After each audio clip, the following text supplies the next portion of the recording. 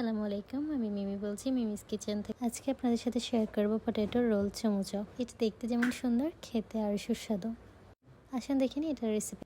ফার্স্টে আমি এখানে আলু সিদ্ধ দিয়ে দিয়েছিলাম, তারপর একটা প্লেটের মধ্যে একটু ময়দা আর এই লবণ আর তেল এগুলো একসাথে দিয়ে আমি সুন্দর করে ঝুরঝুরে করে এটা মাখিয়ে নেব। দেখতেই পাচ্ছেন কীভাবে মাখাচ্ছি। আর এটা তেল একটু কম মনে হলে আবারও নিয়ে নেবেন, নিয়ে এরকম ঝুরঝুরে করে মাখবেন। তারপর এখানে একটু একটু করে পানি অ্যাড করবেন। পানিগুলো কিন্তু গরম পানি, তাই সাবধানে পানিগুলো অ্যাড করবেন আর হাতের দিকেও খেয়াল রাখবেন। এরপর আমি ডোটাকে সুন্দর করে হাতের সাহায্যে বারবার মেখে নিচ্ছি, যাতে করে ডোটা আমার সুন্দর হয়। দেখতেই পাচ্ছেন আমার ডোটা এখনও অনেকটাই শক্ত, তার জন্য আমি হাতের তালির সাহায্যে এভাবে করে আমি মাখিয়ে নিচ্ছি। আপনারা ঠিক এভাবে করে মাখিয়ে নিতে পারেন। সো তারপর আমি একটু তেল দিয়ে এটাকে একপাশে রেস্টে রেখে দিব। তার আগে আমি এটা তেল দিয়ে ভালো করে আমি ডোটাকে মেখে নিচ্ছি। দেখেন আমার ডোটা রেডি, আমি বেশি একটা বানাবো না। তারপর এখানে আলুটা একটু ভেজে নিচ্ছি হলুদ আর লবণ দিয়ে। এটা ভাজা হয়ে গেলে আমি এটা নিয়ে নিব একটা প্লেটে। তারপর চামচের সাহায্যে এভাবে করে ম্যাশ করে নিব। এটা সুন্দর করে ম্যাশ করে নিতে হবে কিন্তু।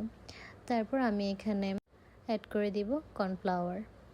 এখানে অল্প একটু কর্নফ্লাওয়ার নিয়ে নিয়েছি। তারপর এগুলো আমি হাতের সাহায্যে সুন্দর করে মাখিয়ে নিব। আলুগুলোকে সুন্দর করে ম্যাশ করে সুন্দর করে এরকম করে মাখিয়ে নিব। তারপর আমি এখানে 3টা শুকনো মরিচ নিয়ে নেব। শুকনো মরিচটা নিয়ে আমি লবণ দিয়ে সুন্দর করে গুঁড়ো করে নেব। গুঁড়ো করে আমি এটা আলুর সাথে মিক্স করে দিব। একদম ভালো করে মিক্স করব এটা। তারপর আমি এখানে এটা সুন্দর মতো মিক্স হয়ে যাওয়ার পর আমি এখানে পেঁয়াজ অ্যাড করে দিব। এখানে আমি পেঁয়াজের বেরেস্তা করে রাখছিলাম, বেরেস্তাটা আমি অ্যাড করেছি। আপনি চাইলে কাঁচা পেঁয়াজও অ্যাড করতে পারেন। তারপর এখানে আমি চাট মশলা দিয়েছি। চাট মশলা দিয়ে আমি সুন্দর করে ডোটাকে বানিয়ে নিয়েছি। তারপর আমি এখানে দেখতে পাচ্ছেন রুটিটা বেলে নিচ্ছি। রুটিটা গোল করে সুন্দর করে একটু বড় করে বানিয়ে নিব। তারপর যখন হয়ে যাবে রুটিটা বেলা, তারপর এখানে আমি দিয়ে দিব আপনার পুরটা, আলু যে পুরটা আমি করেছিলাম ওইটা আমি সুন্দর করে রুটির গায়ে এভাবে করে চেপে চেপে দিয়ে দিব। এটা যখন পুরো এভাবে করে দিয়ে দেওয়া হবে তখন দেখতে পাচ্ছেন কিভাবে ঢাকনাটা উঠিয়ে নিয়েছি উপর থেকে। তারপর আমি এভাবে করে ছুরির সাহায্যে কেটে নিব। এটা আমি অনেকগুলো স্লাইস করব। দেখতে পাচ্ছেন কিভাবে স্লাইসগুলো করছি। আমি মাঝখান থেকে একবার স্লাইস করছি, তারপরে এগুলো কর্নার কর্নার করে আমি করে নিচ্ছি, ত্রিভুজ আকারে কেটে নিচ্ছি। দেখেন সবগুলো আমি এখানে দেখাচ্ছি কিভাবে কাটছি না কাটছি। তারপরে এগুলোকে আমি সুন্দর করে পেঁচিয়ে নিব আর আমি এটার শেপ দিয়ে দিব সুন্দর করে। দেখতে পাচ্ছেন এটার শেপ কেমন হয়েছে, দেখতে অনেক সুন্দর লাগছে। আমি সবগুলা এরকম করে এটা শেপ দিয়ে দিব।